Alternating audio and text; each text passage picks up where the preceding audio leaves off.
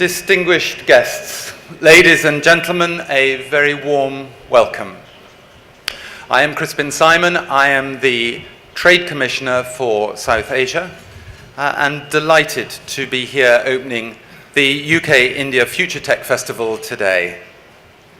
In this session, we will have first Sir Dominic Asquith, the British High Commissioner, followed by Sri Amitabh Kant, the Chief Executive Officer of Niti Aayog, then Matthew Gould, the Director General for Digital and Media Policy in the Department of Digital, Culture, Media and Sport, followed by Anshu Prakash, Additional Secretary at the Department of Telecommunications, Elizabeth Denham, the UK Information Commissioner, and Ananth Krishnan, the Chief Technology Officer at Tata Consultancy Services.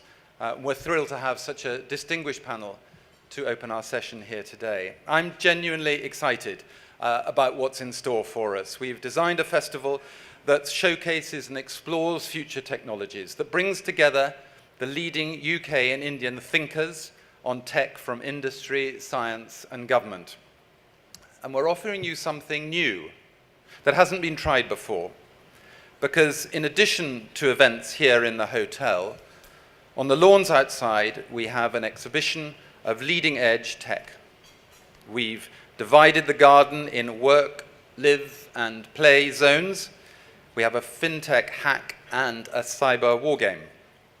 At our festival, we're running a silent disco, conferences where our speakers will tackle frontier questions on areas such as the future of work, the future of investment, the future of law and regulation, and the future of manufacturing.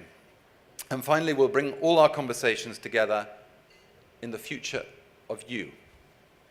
So let's embrace the festival atmosphere of this event, to be open and challenging with our speakers and engage with the technologies. Most of all, I hope that you will enjoy yourselves and celebrate what the UK and India can achieve together. And now it's my great pleasure to introduce you to the High Commissioner, Sir Dominic Asquith.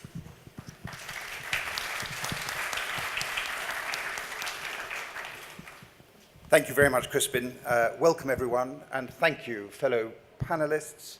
Thank you also to business and partners, technologists and thought leaders.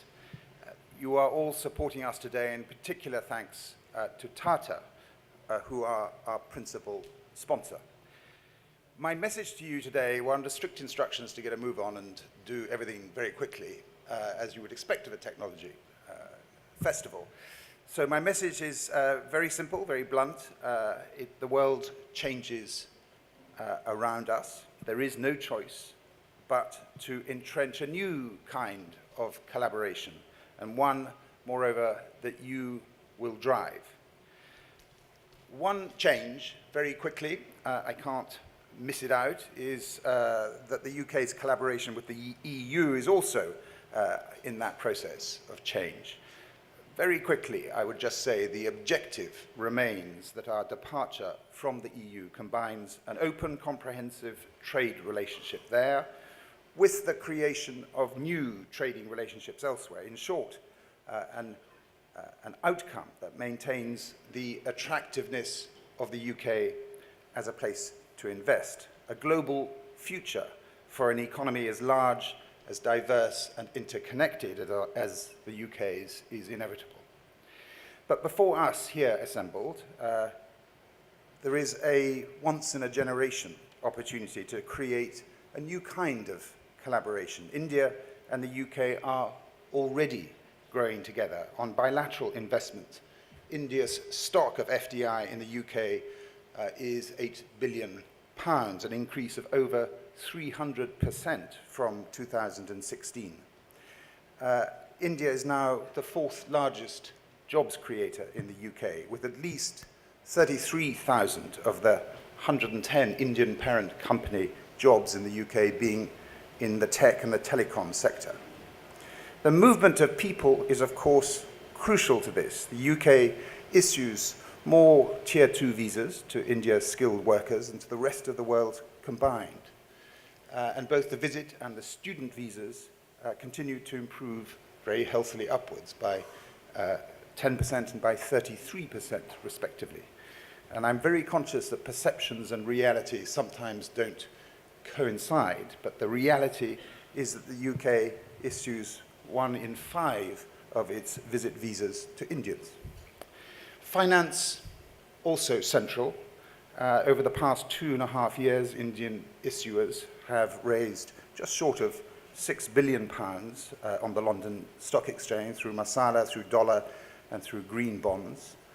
And of course, research, joint investment in science and innovation have also burgeoned from almost nothing 10 years ago to around 400 million expected by 2021. And that translates into over 200 individual projects involving 175 different UK and Indian research institutions and more than 100 industry partners. Set within that context, the India-UK Tech Partnership, which our 2 Prime Ministers launched in London in April, has taken on an added importance, and we're making very good progress, led by business. Vodafone's merger with Idea created the 2nd largest global subscriber base. BT's opening of a global cyber security center in Gurgaon in July followed, and there are many more examples of business putting its money where its mouth is.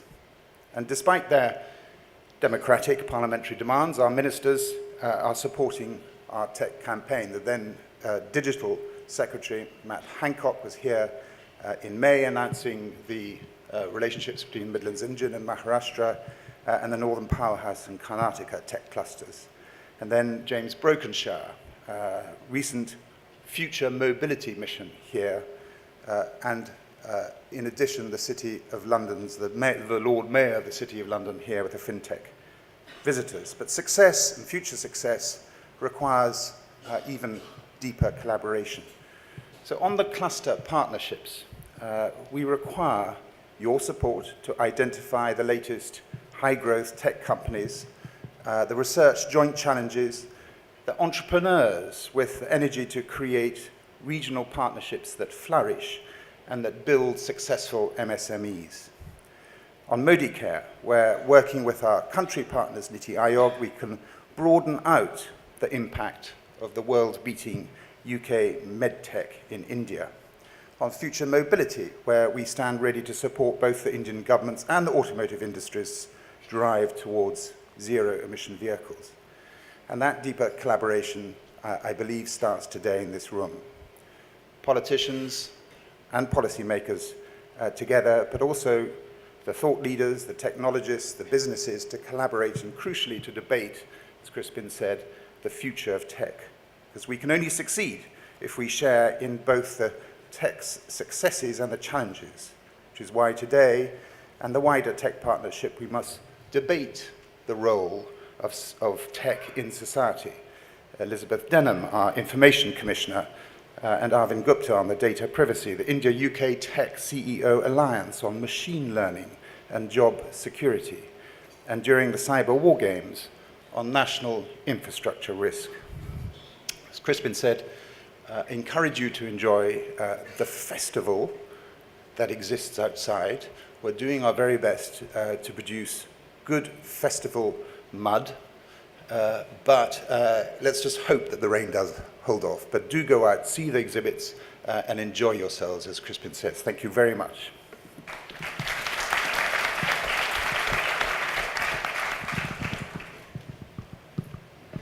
And now I'd like to invite Sri Amitabh Kant to address us.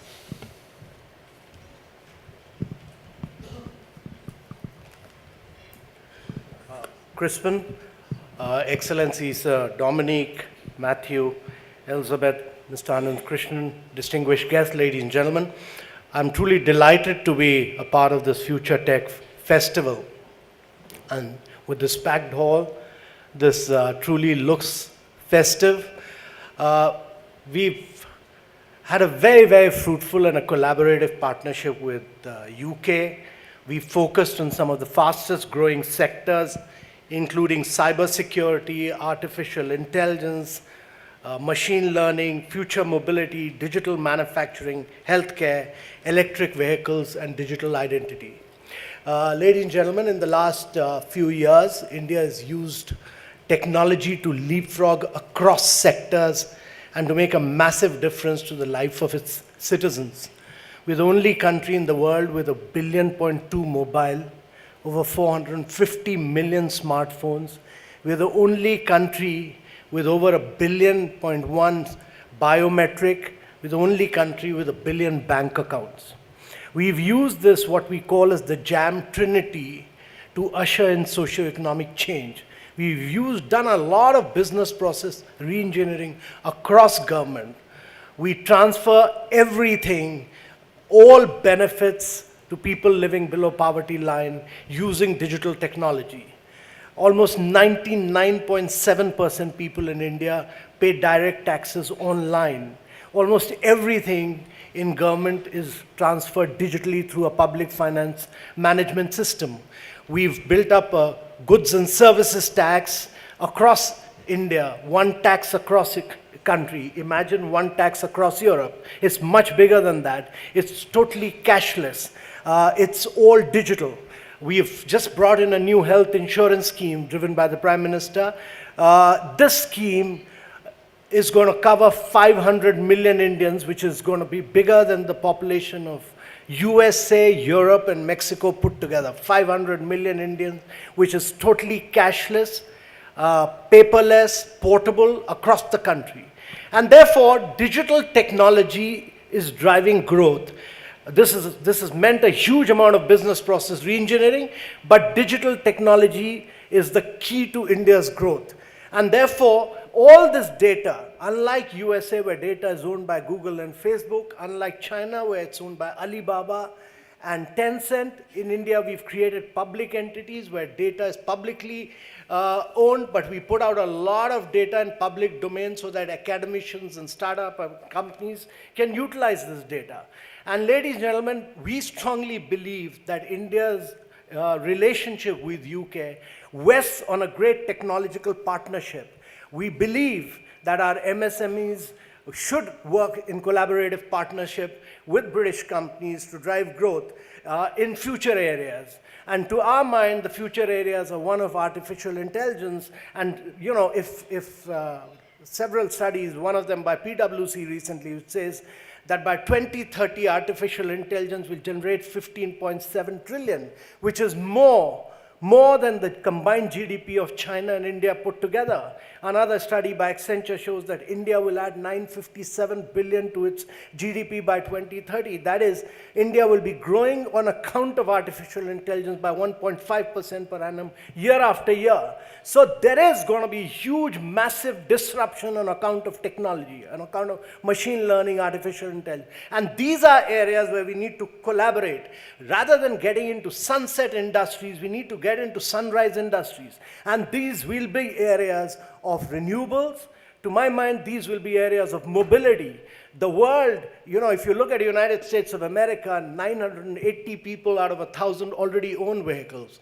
If you look at Europe, almost 850 out of 1,000 people own automobiles. In India, it's only 22 per 1,000. And therefore, recent studies by Bloomberg and Morgan Stanley also show that India will have the fastest level of growth.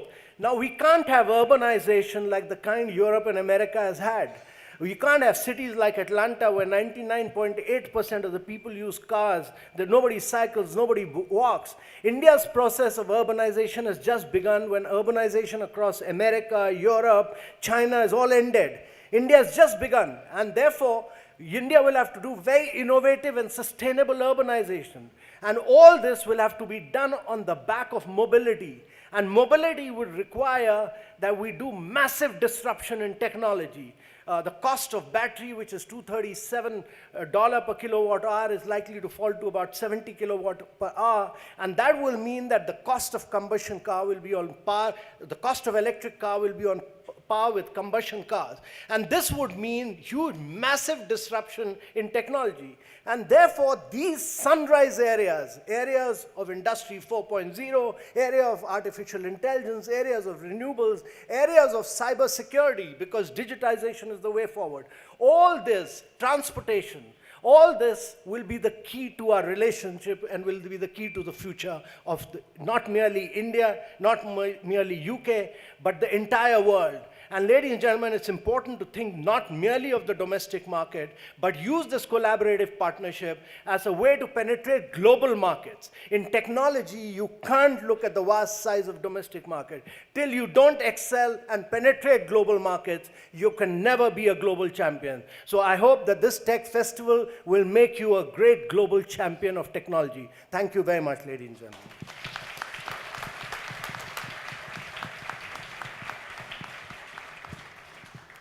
Thank you so much. Very inspiring. And now, Matthew Gould, please.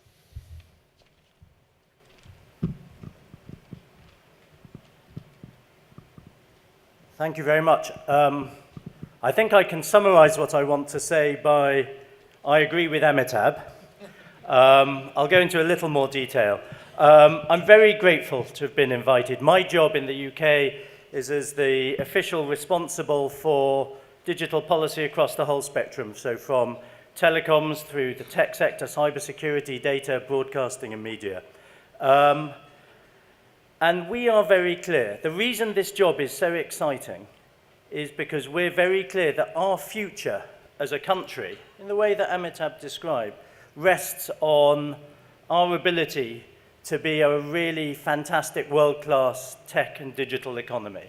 That as we come to lead the European Union and plot a new course in the world, our well-being as a society, our prosperity as a nation, will rest on our tech strength and our creative strength, the sunrise industries, as Amitabh correctly called them. And as we look at our digital future, as we look at our place in the world and what sort of country we want to be, it's incredibly clear that our partnership with India, and in particular our partnership with India on technology, is absolutely going to have to be at the heart of that. And I really just wanted to say 4 things about the nature of that partnership. First of all, that it is and needs to be built on a strong sense that our tech economies are absolutely complementary. We have enormous respect for Indian strength in technology, for the fantastic Indian tech ecosystem, for the world-class Indian software companies like Tata and like the many others who are represented here, and a profound respect for Indian talent and the brilliance of Indian tech ingenuity, which explains why, as our High Commissioner has said, we issue more highly skilled visas to Indians than to the rest of the world put together. And we believe we have strengths, things to offer as well. We have, for example, more tech unicorns than France and Germany and Sweden combined. We have ecosystems with enormous strength in artificial intelligence and machine learning, cyber security, financial technology. Our creative sector is absolutely world-leading and a wonderful complement to our tech sector. And we have world-class companies, from telecoms companies like BT and Vodafone who are here today, to world-class financial institutions that are superb counterparts to our technology companies. So first in our relationship is complementarity. Second is a huge amount of activity, and the fact that this festival is as popular as it is, the fact that there are so many companies doing exciting things, from very big to very small, the fact there is so much going on gives me enormous confidence that this is a relationship where the level of activity means we have momentum, that things are really starting to happen. Third, there is enormous mutual respect. Respect for each other's quality, respect for each other's capability, respect for each other's values. And I think it's really important, for reasons I will explain, that we have respect for each other as democracies based on the rule of law. Because as we move to an increasingly digital future, we know we need to create rules for the digital economy. And those rules need to be rules which support innovation, that encourage innovation rather than stifle it. And Britain and India can be partners in this. And the fact that we come from the same basis of values and the way of seeing the world, I think, is incredibly important. And then the fourth, final element that needs to underpin our relationship is huge ambition for what we can do together. And we have an extraordinary agenda. The High Commissioner talked about the tech clusters that we're setting up. We're setting up a UK-India tech hub in Delhi. We've got the Tech Alliance between Tech UK and NASCOM. We've got a fantastic project on AI in healthcare. The list of things we want to do together is long and ambitious, and that's as it should be. We have a relationship which is founded on complementarity, on a huge amount of things going on deep mutual respect, and on high levels of ambition. Those are the hallmarks of our tech relationship. I hope those can be the hallmarks of this festival. I wish you all a very good day and success in it. Thank you.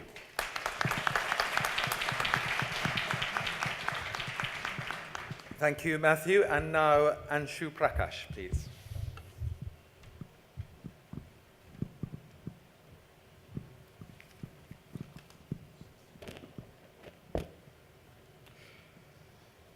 His Excellency, Mr. Dominic Asquith, Excellency Mr. Matthew Gold, Excellency Mr. Amitabh Kant, Ms. Elizabeth Denham, Ms. Anand Krishnan, distinguished dignitaries representing a wide spectrum of stakeholders and a packed hall, as I see, ladies and gentlemen. I am indeed privileged and honored to address this august assembly on this important issue. In fact, I must share that this is my first public interface in my new capacity as the Additional Secretary in the Department of Telecommunications. I think it's an auspicious omen, and this would be a trendsetter for many interesting things to happen, including our collaboration with UK. The UK High Commission in India deserves all congratulations for organizing this Indo-UK FTF FutureTech Festival in a very short time. This emanates, as you all know, from the joint statement which was issued by India and UK when our Prime Minister visited UK in April 2018. Our two countries are natural and logical partners. I think Mr. Michael Gold has given technological reasons why we must work together. To this, we must add the historical legacy and the deep relations of friendship which our two countries have. In the modern era, digital communication and ICT have become a lifeline of our society and key requirement for implementation of e-governance and delivery of public services.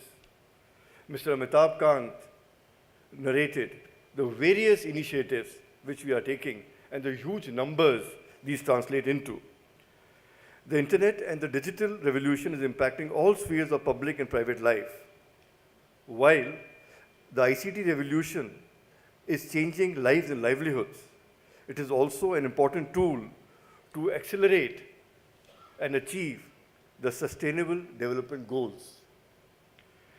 Emerging and future technologies must be leveraged to transform the society and the economy.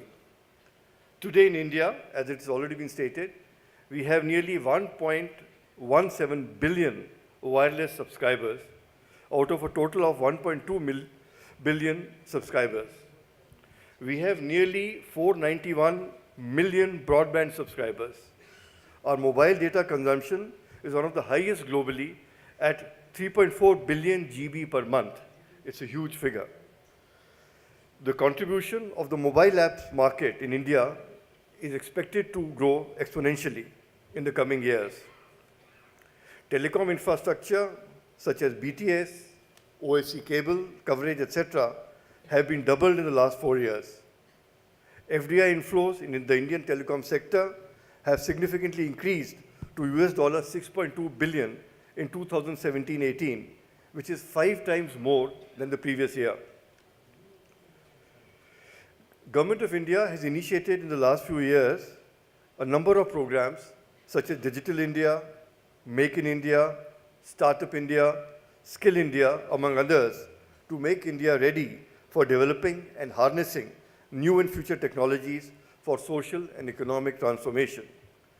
Digital India, a flagship program of our government, embodies the vision to transform India into a digitally inclusive and empowered society where the benefits of digital connectivity are available to each and every citizen. This will enable development of all with participation of all. As our Prime Minister says, Sabka Vikas or Sabka Saath, or Sabka Saath or Sabka Vikas. We have taken up a unique project, which is the BharatNet project, to broadband enable all our 2.5 lakh, which is 250,000 Gram Panchayats. A Gram Panchayat is a cluster of villages, for those who may not know, in the country. Through accelerated execution over the last 2 years, we have crossed the halfway mark in this journey by laying more than 300,000 kilometers of optical fiber cable across the length and breadth of the country. The infrastructure created by BharatNet is available to use for all service providers on a non-discriminatory basis. This will benefit our people through the provision and use of services such as e-health, e-education, and of course, e-governance. A salient feature of BharatNet is that it is 100% funded by the Government of India. The BharatNet brings to the lives of our people, especially those from the less privileged sections, economic and development opportunities by digital inclusion and empowerment of people. Government of India is also driving various initiatives in the fields of 5G, Internet of Things, and other frontier technologies. In the last 4 years, we have taken several successful initiatives to reform in the direction of improving the ease of doing business, and India's global ranking has improved considerably. In response to the requirements of the fast development of ICTs and telecommunications, and in keeping with the aspirations of the people, we have formulated a new policy, the National Digital Communications Policy, NDCP 2018, which envisions Connect India, Propel India, and Secure India. NDCP 2018 has laid out a comprehensive, focused, and coherent roadmap with clear strategies aimed at catapulting India on the path of global knowledge revolution, digital inclusion, and empowerment of people. The new policy, without doubt, is very ambitious. The key objectives and targets are huge. These include broadband for all, universal broadband coverage at all Gram Panchayats, 10 million public Wi-Fi hotspots, and we hope to create 4 million new jobs. Enhancing the contribution of digital communication sector to 8% of India's GDP from nearly 6%, which is now. Clearly, this new policy gives us immense opportunities for collaboration between India and UK in the various sectors and for meeting the various objectives. India-UK technology partnership will be a vehicle to facilitate collaboration in emerging and future technologies to address our global challenges and for harnessing the potential of emerging technologies for cyber security, for promoting the use of green technology, among others. We would like to develop the skills and capabilities in our youth. We will establish new partnerships to drive joint innovation in R&D and to provide an enabling platform to share the very best technologies and opportunities for collaborative development of startup ecosystem in digital communications and ICT. India-UK tech partnership will help to create value, jobs, enhance productivity, promote trade and investment in digital communication sector, and address shared challenges. Ladies and gentlemen, we have a packed agenda today, a very interesting one, and I wish FutureTech Fest all success. Thank you.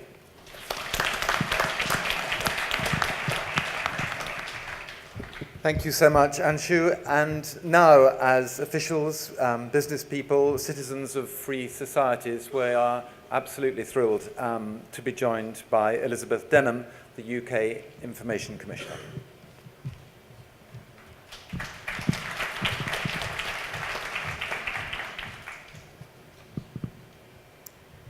Thank you so much for inviting me today. Suprabhat.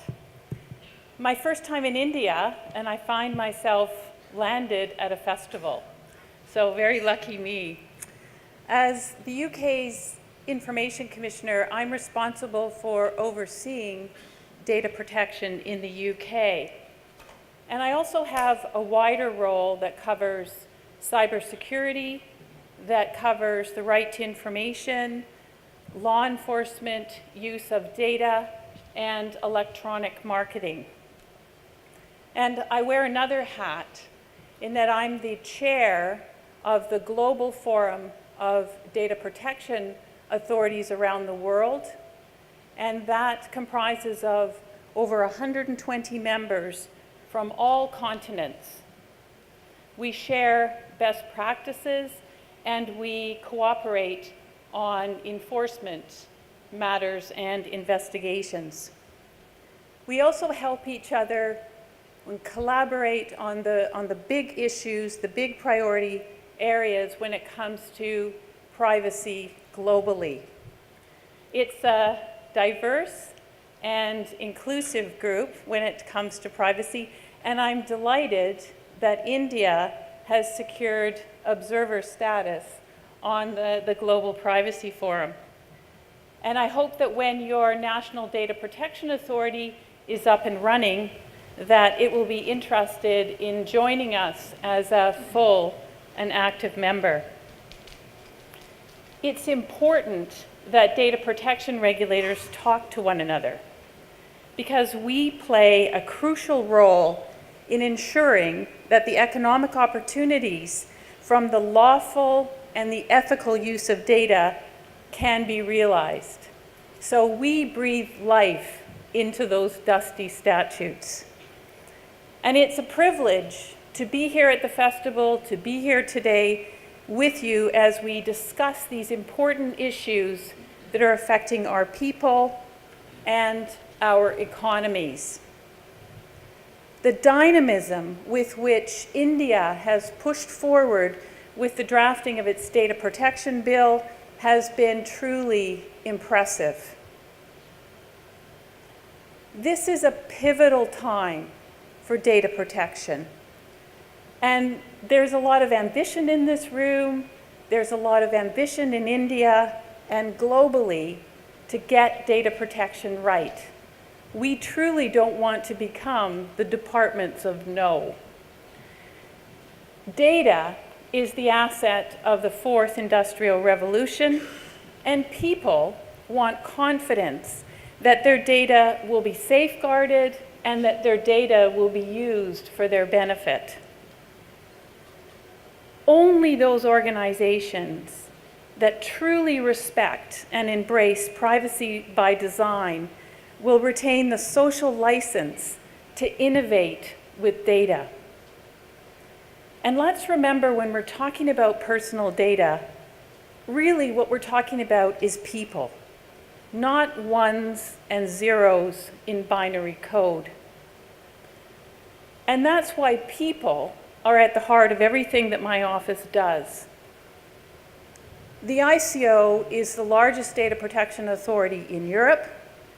We have over 30 years' experience protecting our citizens by investigating complaints about data misuse and also educating and advising UK data fiduciaries on how to practically comply with the law. And we've learned a lot on our journey that we want to share with others. So we enforce the law, both civil and criminal, against organizations that have violated data protection rules. And with the advent of the GDPR, this includes organizations both domestically, but also those organizations abroad that are directing services to UK residents. And our work means that we're under pressure to keep pace with all of the technological innovations that everybody in this room is putting forward. My office has been working on the data protection implications of blockchain, examining how AI can be used both innovatively in health diagnostics and how it should be examined for fairness and transparency and bias. I have a postdoctoral fellow from Oxford University who's helping us with our AI framework.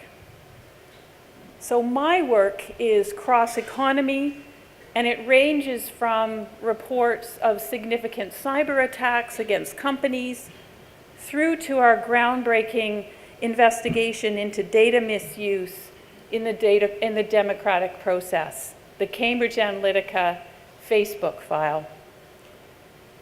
We're not alone in this. We worked with others, such as our National Cyber Security Centre, our National Crime Agency, other UK regulators, and international counterparts to safeguard our citizens and to safeguard our democracy. And thanks to this robust international network, there's a growing global understanding of what works and what doesn't work.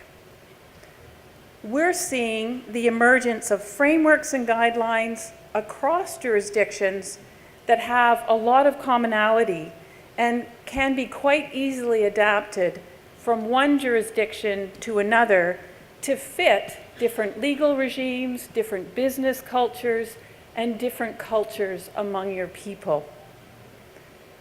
And I've seen this firsthand while visiting a number of countries in Asia and the Pacific recently. I was so impressed by the range of innovation and practical application of the law, including Hong Kong's great strides in digital ethics, Singapore's AI framework, a timely discussion in New Zealand about algorithmic transparency and data portability, and the debate in Australia about how to better protect our children online. So what ties all of these topics together? Well, we've been grappling with these same issues in the UK and in the rest of the EU too. So in our digital era, these dilemmas are the ones that affect us all. We're all different, and the exact tools that work for one country don't necessarily carry across to the other. But on an outcomes level, it looks like these different paths are leading to the same destination. We're moving towards convergence. And in an era of increasing data flows, there has never been a more important time for global coherence in data protection and privacy. And of course, this will positively affect the global economy and have a significant impact on international trade. But at the end of the day, the real beneficiaries will be people, providing trust and confidence in the way that their personal data is used and shared, no matter where in the world it's being processed. And as India confers data protection rights on 1.2 billion people, I'm hopeful that her interest and her expertise will combine to make India's a leading voice in partnership with the UK on that global convergence. Dhanyabad. Thank you.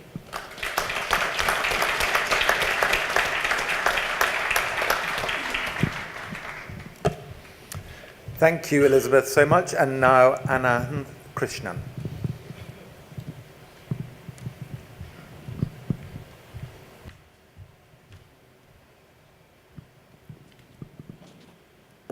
Good morning.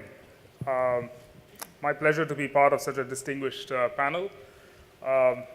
Reminded me of an old cricket song, 10 to win and the last man in. I'll try to make it a T20 finish. All right, the Tata Group is the UK's largest overseas investor. We are 150 years old this year, and I think for most, if not all of those 150 years, we've had very strong ties with the UK. Today, with more than 10 billion pounds of business that we do as a group, TCS, Jaguar Land Rover, Tata Global Beverages, Tata Communications, Tata Chemicals, Taj Hotels, and many, many other companies, Tata Group employs more than 60,000 people in the UK. All of these businesses are investing significantly in the UK. Recently, Jaguar Land Rover opened the National Automotive Innovation Centre, a 33,000 square meter research and innovation lab devoted to boosting innovation in automotive sector, including electric vehicles. At Taj Hotels, we are opening new properties all over the UK and specifically in London. Tata Global Beverages, we continue to be the biggest and most significant player in the tea market. And TCS, of course, I'll come to that later, we are doing very well. Additionally, initiatives like the Tata Royal Society Fellowship, which we instituted as a group in 2016 in partnership with the Royal Society, is attracting university research fellows from the best universities in the United Kingdom. And the annual Meeting of Minds conference is probably the most eclectic mix of thought across science, humanities, and other great areas of frontier research. Coming to TCS, TCS has been active in the UK market since for the last 45 years. We ourselves have more than 17,000 employees in the UK, and our revenues are over £2 billion. We are proud to have many, many marquee UK brands as our customers, but not just the trust of the customers, but we've also earned the trust of our UK employees. We've consistently been named as the UK's top employer by White Lane Research and for customer satisfaction as well, if I may say so. The customers that we serve in the markets, the banking financial services market, the retail market, the automotive, the manufacturing market, wonderful brands like Rolls-Royce, Marks & Spencer's, Prudential, Scottish Widows, and the list goes on. This is the reason why we are growing more than 20% every year, year on year. From my personal perspective, as the Chief Technology Officer of TCS, I see a lot of active partnerships that we are spawning across the UK tech ecosystem. In fact, you will see in the Tata Pavilion outside during this festival, the kind of work that TCS and the Tata Group companies are doing in the UK and across the world. I'm quite excited by the energy that I see in the UK startup ecosystem, not just the Fintech ecosystem, which is world-class and famous, but also the universities that we are partnering with. And on a completely non-technical dimension, my favorite UK university relationship is with the Royal College of Art that TCS has forged for the last several years. We are doing wonderful work in the intersection Elizabeth talked about, people and technology. I find the Royal College of Art, with their skill sets and their fantastic understanding of design and the way in which it can impinge on the world of technology, to be an exemplar. In fact, they are my global partner for design.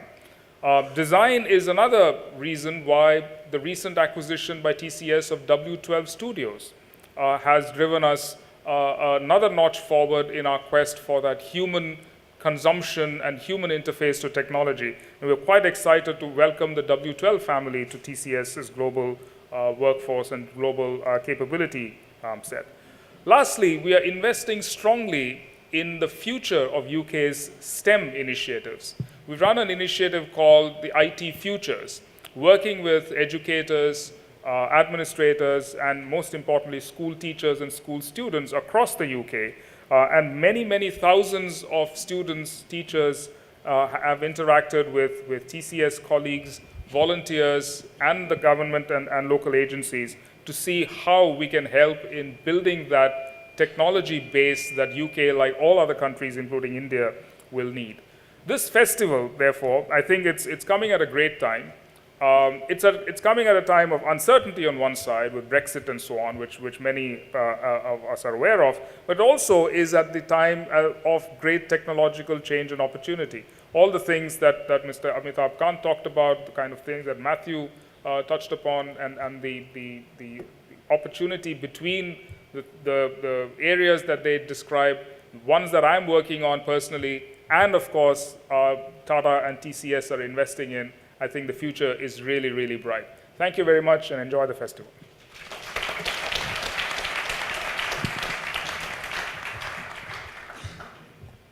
Well, that concludes our opening session, and huge thanks to our group of panelists for getting us started, really capturing the power and range of what technology can do for our two communities. Next up, we have the Foundation of Intelligent Economies, which will be on live TV, hosted by our friends at UKIBC. But as they leave the stage, I'd like you please to express your appreciation for our panelists this morning.